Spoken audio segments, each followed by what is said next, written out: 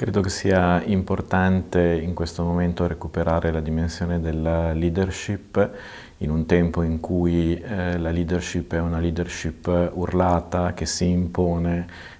con i toni molto forti, e invece la leadership ignaziana è una leadership che si pone al servizio. In compagnia è importante questa formazione alla leadership, perché noi sentiamo sempre questo, che ormai è diventato un po' uno slogan, dell'essere uomini per gli altri e uomini per essere al servizio degli altri, e naturalmente però perché questo abbia un contenuto e abbia anche una sua realtà, è importante essere veramente uomini che crescono con questa sensibilità al servizio delle altre persone, non certamente per comandare. Quest'anima, ecco, necessita di essere costantemente alimentata e soprattutto interiorizzata. La formazione è una via privilegiata attraverso la quale le ragioni portanti di un'istituzione che si rifà alla spiritualità di Sant'Ignazio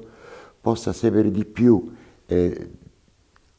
far dialogare le dimensioni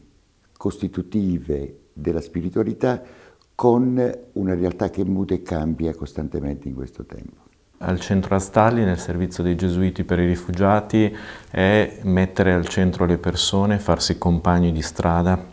di queste persone che ti raccontano la loro vita, e quindi dall'ascolto della vita delle persone, soprattutto appunto di persone che scappano, che vedono negata la propria dignità, l'ascolto della loro storia e della loro vita ti permette di aiutarli a ricostruire, aiutandoti anche tu in prima persona diciamo, a ricostruirti come compagno di vita e di strada. Una delle presenze più significative nella realtà di Palermo è l'Istituto Gonzaga, una realtà di scuola dinamica che vede il coinvolgimento di tanti ragazzi, docenti, gesuiti. Alla luce di un piano strategico si stanno individuando gli elementi diciamo problematici insieme alle potenzialità. Si farà una sintesi e questa sintesi sarà certamente uno strumento molto utile per individuare dei percorsi di crescita e ecco, anche in questo caso, in una realtà come il collegio, è fondamentale adottare uno strumento condiviso, avere comunque un comune orizzonte teorico di riferimento. In noviziato ci occupiamo, usiamo questa parola grossa, di preparare dei leader apostolici, soprattutto facendoli camminare nella spiritualità propria del discernimento, e quindi l'attenzione ai contesti che vivono, alla rilettura delle esperienze che i novizi vivono, ad prendersi un tempo di riflessione su queste e poi a comprendere attraverso le risonanze che arrivano soprattutto dalla preghiera che cosa il Signore sta dicendo rispetto a quella situazione specifica o quel problema o quella decisione da prendere. È proprio la nuova casa che abbiamo costruito recentemente a Bucarest, questo centro a Ruppe. Uno dei scopi principali aveva anche di attivare questo settore, di formare i formatori, i leader. Dunque eravamo coscienti da molto di questa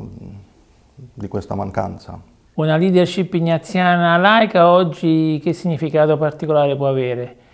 Beh, innanzitutto noi ci auguriamo che aumentino sempre di più queste leadership laiche, un po' perché sono necessarie, un po' perché ne sentiamo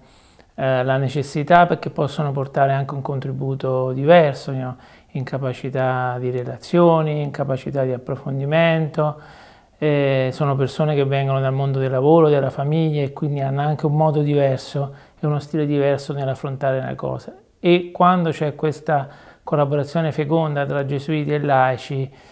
si nota effettivamente anche una marcia in più. Abbiamo parecchi laici che sono già formati sia perché hanno fatto il loro cammino tramite il CVX, la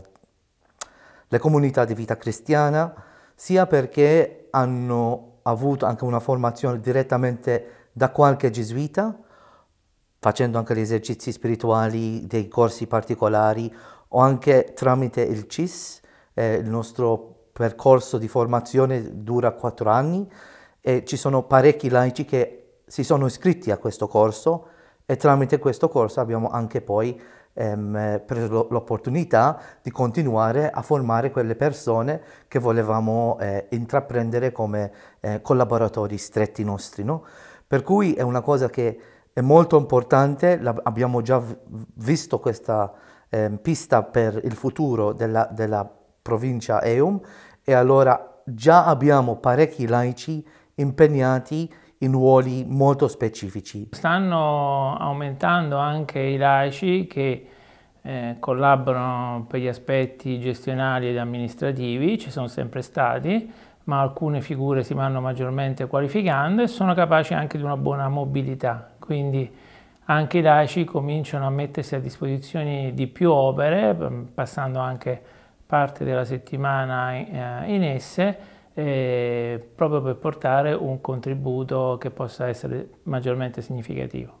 La figura del leader ignaziano alla scuola della spiritualità ignaziana appunto aiuta a costruire questo leader al servizio delle persone, in ascolto delle persone e con quella umiltà che lo pone come compagno di strada.